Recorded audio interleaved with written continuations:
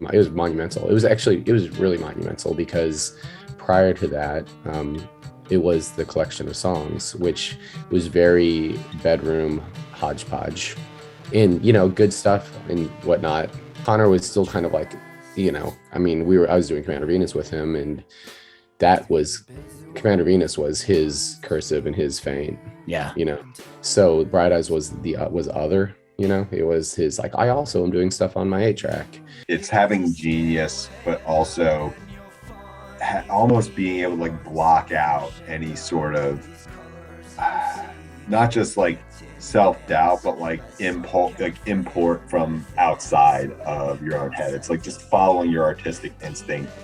You get this music that, to me, I mean, obviously it has some precedent, but it sounded like nothing else I had ever heard. This early period for Connor, it's very condensed. I mean, he wrote the songs for Lifted just a couple years after these songs, and he was able to, because he already grew as a songwriter to like an A-list songwriter so young, he was able to capture that churn. It was so funny to me to hear you and all your guests talking about how you got into Bright Eyes because of a girl, and I was like, damn, like this was just secret music for me. It was just like me alone and sometimes my sister. They were like, wow, this is an interesting choice you've made here, because he just kind of like squeals and does tantrums and makes noise with these toys and stuff. And I was like, well, he's a big talent. He's gonna be huge. And they were like, no, he's not. But later gave me cred for calling it. Was it Leno? Was it Letterman? It's Leno. It's Leno, and like, boy, yeah, right. It's I think the act of doing that and its sheer existence is means more than the song itself, because like it's Jay Leno holds up. This guy released 2 records at the same time, right then, and then you perform this one on that show. The song is on neither of them, right? Yeah, with a big cowboy hat on. I'm Wide Awake, It's Morning. That's like my comfort album. And I know that's basic for a Bright Eyes fan to be like, that's my favorite album, but I listen to that one over and over and over again all the time. In a very way, kind of romantic to be young and fucked up in a beautiful metropolitan city, feeling like you're invincible. Yeah. And then the next day you realize you're not.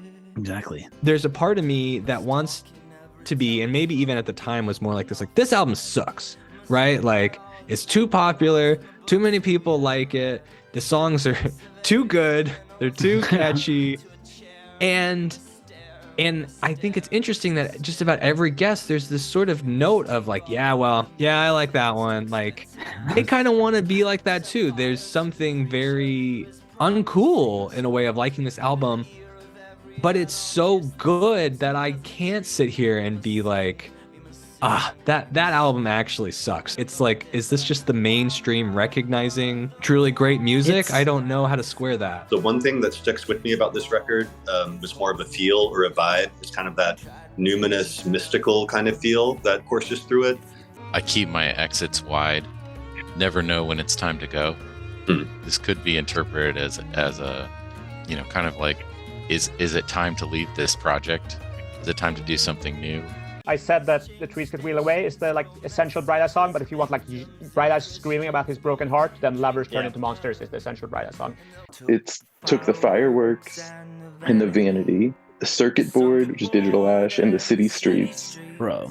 Shooting stars swaying palm trees, which is Casadega. Oh my God. So he does his whole discography, and then he's laid it at the Arbiter's feet. Whether it's him in New York writing like Greenwich Village folk songs and then singing a little bit about like televised wars and all that, to this, what you're talking about. It's like, I'm a single individual little thing existing within this bigger thing that is, here's me describing both of them, not just preaching politics to you. Like, that's what we all are, And I think he really raises like the difficulty level a lot by making it feel so personal. I mean, obviously there's songs and there's a narrator. It's not necessarily just him, but it feels really particular to his life. Increments spark their blood where mass of mud cucumbers cut to fit their eyes, and so no one would know how tired they've grown of talking and telling their lies.